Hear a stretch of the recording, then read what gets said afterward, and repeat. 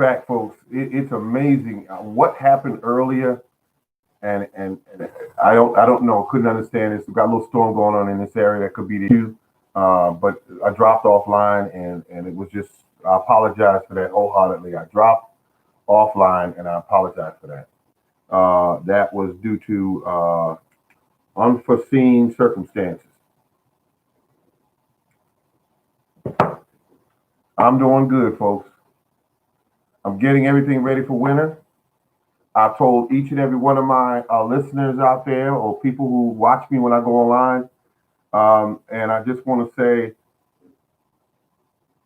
I've given you a lot of good information in the last 3 videos, and that being using human urine as fertilizer. I said it over and over again. It is some of the best stuff to use. I had 5 test plants, and I watched them mutate into large plants due to the fact that I've been using the human urine on the test plants, and the ones that were using the Miracle Grow and also using the organic fertilizer, they grew okay. But when I wanted to get a beautiful growth, strong plant, shiny leaves, dark green leaves, that was the human urine. No question, hands down, no question. So on that note, I just wanted to put that out there because I own lots of fertilizer, lots of fertilizer, tons of bags down in my dry storage area, and they're doing quite well. But to anyone out there that is having a hard time growing a garden each year, and they're seeing the cost go up with the cost of buying seedlings, the cost of buying soil additives, the cost of buying things like, everything from compost to, you don't want to keep just spending money. You want to be able to just take money and say, okay, I'll buy things that I have to buy. But when it comes to things like soil conditioners and compost and fertilizer, you shouldn't have to buy that stuff. You should not be buying that stuff. If you're buying that stuff, it's because 2 things: either you want to buy it or you just don't know.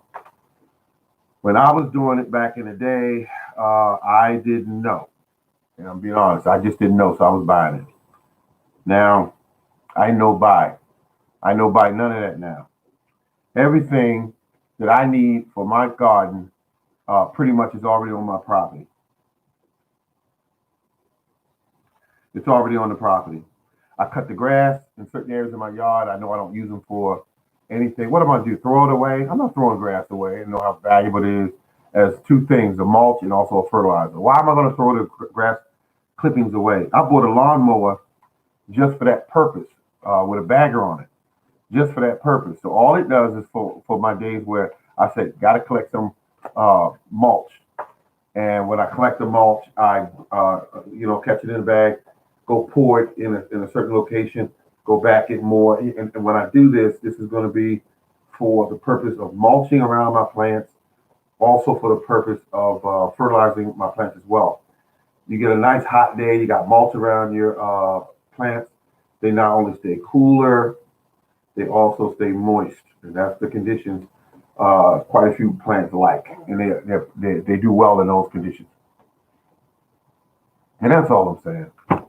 And as far as the fertilizer goes, you could do a gallon of urine a week. And then you take that same urine and you say 1 part urine to 10 parts water. That's it.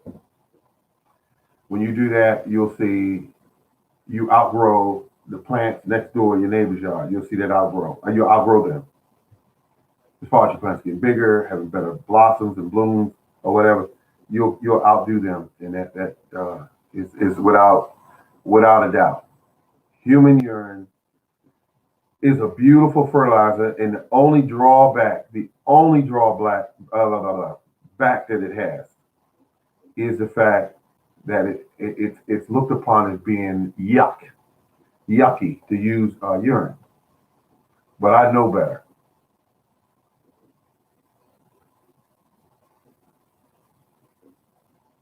You're not a bad looking kid. I'm just looking at it because I'm thinking, I remember back in the day when I used to go out and buy those big 40-pound bags of 40-pound bags of fertilizer, and I drag them in the house. And dust, I made my car dusty inside, and I get them in the house. I get them in the area where I want to use them at. And sometimes you put it down, and you got to realize this is granulated and man-made product. So when you put it down, you got to be careful because when it rains, if you put down too much, it's gonna burn your plant roots, and then you'll see your plant start dying, and you wonder, oh my God, I think I put too much. And you did put too much because you don't need a lot of that. But at the same token, then if you do get it right and you grow your food, and if you take a tomato from the ground and right from the plant, excuse me, and you bite into it, and you taste a metallic taste, that's your fertilizer. That's your fertilizer. Metallic. That's what you get from the fertilizer 10-10-10. You get a metallic taste. That's what I taste. I always speak for me. I'm gonna do that. I'm gonna speak for me. I taste metallic taste. But when you use human urine, when you use rabbit pellets, when you use compost that you make yourself from leaves in the winter, in the winter and fall, I tell everybody, get them daggone leaves. If you let them leaves get thrown away, shame on you. That's free fertilizer. Um, and when you get those leaves and use those leaves, you are dealing with a black gold. It'll turn it, if you leave it in an area where it can decompose, you will get the blackest, purest, beautiful uh, soil additives. I mean, perfect stuff. And the worms that go into it now, on my property, I have some of the biggest night crawlers you ever want to see.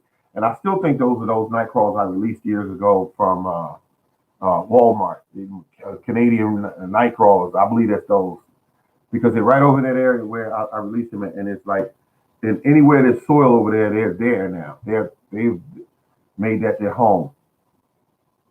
They stay close to the wall so the summer doesn't get too hot, and then when it cools down in the fall, you see them everywhere. And then in the winter, you don't see them. And then when it comes back to the spring, you start seeing them, and they come above ground and they mate and everything. And they're the same worms that I believe I poured in there. And big, huge worms. I have four different types of worms on my property right now. One is some kind of Alabama or some kind of jumper, and the other one is a night crawler. The other one is some kind of native worm that's kind of small in size. Then you got the red wiggler, which I also dumped some of those on my property years ago when I went fishing. I would instead of letting them die in the lower part of the refrigerator, I would pour them into my compost pile, and they would go through that compost pile, and you should see what they do with it. I mean, they just eat it up, and it'd be like leaves. I just have a guy used to deliver like 900, 800 pounds of leaves to my property, and the worms that I already had in that location will go right through that stuff. Red wigglers will stay on the top portion, on down, and further down would be just all night crawlers. Beautiful night crawlers. And I would catch some of the most beautiful fish with those night crawlers. Beautiful big bass, big catfish, in fresh water with those beautiful night crawlers. And I would go out there, I would take 2, maybe 3 dozen, and didn't need but maybe a dozen. But I had them. And and I learned even with that, you want to respect if you don't need 3 dozen, take a dozen and a half. But don't take 3 dozen if you're not going to be out there fishing that long. So at any rate, that is what I do, folks. That's what I make it do. What I make it do, what it do. And now, this year, I'm not going to start my seeds indoors for the early part of winter. I'm not doing that. I'm not taking care of plants for 2 or 3 months in the wintertime, wasting electricity, wasting time and effort and all that. I'm not going to do that. When it get around March, when the weather starts getting warmer, then I'll put my seedlings in. Now, keep in mind when I grow mine, I don't have time. All those little teeny little trays about that big around. I go through. I grow my stuff for the most part bulk. I grow bulk. Now, when I do my cabbage, I'm gonna do those in those little trays. I'm gonna do those in those little trays. But for the most part, cabbage and collard greens and kale all gonna be done in little trays. But peppers, tomatoes are gonna be done in like little I mean 3 by 3 trays, whatever. And I'm gonna put those in there and grow them in bulk. Maybe do about 10 plants, and those 10 will grow up, and then I'll separate them out in different pots. Um, you just do a beautiful job. Same thing with the peppers. Same thing with the eggplant. Things like that. That's what you do, folks. You grow a little bit more than what you need. If you need 5 tomato plants, you grow 10 because something happened to a few of them. You still got backups, and that's how that works. Best tool you can use in the garden if you have you and your little garden is whether it be 20 by 40 or 8 by 10 is that little manure fork. It's got an 8 foot handle on it. I think it's 8 or 6 foot handle. That's what you want on it. That's what you want. Um, that reminds me, I have to get another one because the handle on it broke. I don't know where I can get the handle replaced. Um, I don't know where I can replace, but because I would like to keep it. All it needs is a handle, but I just don't know where to get a handle. If anybody knows any tricks and tips or tricks around that, let me know. Um, but I like that particular one because I had it for years and years and years and years. There's nothing wrong with it other than the handle cracked on it one day. Wait a minute. If I took the handle out, no, well, if I get a metal handle, it wouldn't break. But where would I get a metal handle that's lightweight but not real heavy? Huh, okay. Something to think on. But soil, add as much compost to it as you can. That's going to be key, especially if you're growing in soil that you've been using over and over again. Um, you're going to do compost, and then you're going to use your cow. Excuse me. You're going to use your human manure. Excuse me. You're going to use urine, human urine, and that will help your plants grow. It will grow them so fast and so vigorously. Uh, you will love it. You'll love it. You'll say, why was I not using this years ago? And I love it. I'm ready to get started because I know what the capability of using human urine is. I already know. I did it for a few years, but this year I went all out and I started saying, wait a minute, testing on this plant, and that plant, find out what it needs. Hell, even test on some house plants, see how they like it. And the house plants was acting crazy. They started growing. At first they were sitting still and then it just started growing. So, um, and a mixture of what we call a tiny bit of wood ash in the container with the urine, the human urine, is astronomical. I mean, it does crazy things to your plant. If you have blackberry, put it like this: if you have blackberry bushes, vines, excuse me, that weren't producing well, they were just bare. They grew leaves, and pretty much that's what you got. I am almost sure that if you use human urine on those plants mixed with a little bit of wood ash, that you would see blossoms on those next year. Well, with spring, summer, like that, you would see blossoms on them. But if you're going to expect to increase your productivity on the blackberries, I suggest that you cut them off at 3.5 to 4 feet in height.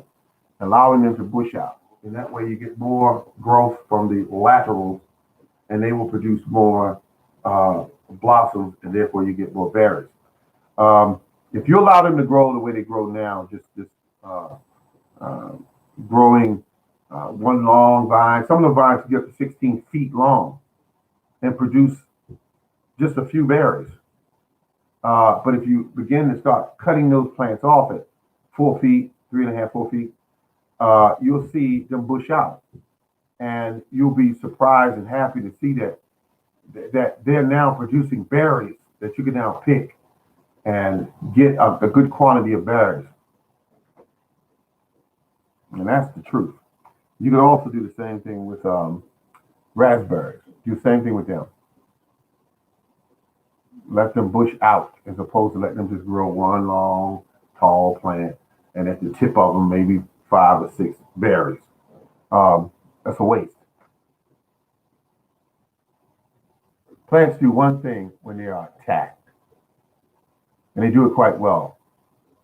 Is they make absolute certain that they put up enough seeds to sustain their species, and that means that they have to produce laterals, so that those laterals can produce berries. That in berries is simply seeds. So they overproduce, in other words, so that they can survive. And we eat the berries so that we can survive ourselves. The sugar that's in the berries, the reason why we crave those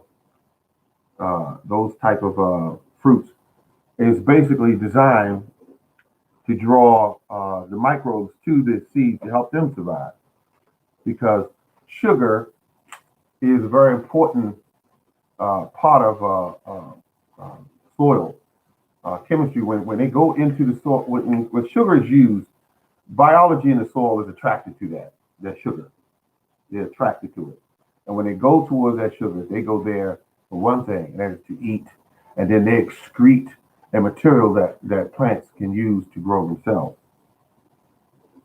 And that excretion is either they die after they get older enough and pass on, or they simply excrete their own waste in that area, location of the plant, and the plant uses that material to feed itself.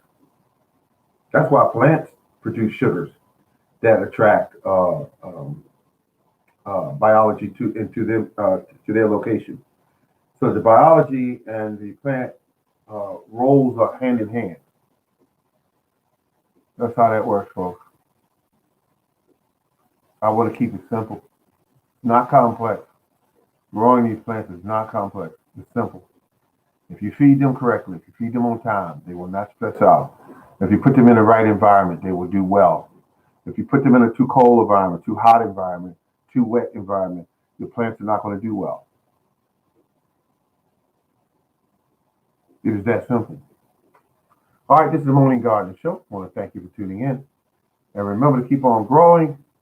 And remember, I said earlier, this is the #1 rated gardening show on YouTube, in my opinion. Take care and have a good day, ladies and gentlemen. Keep on growing.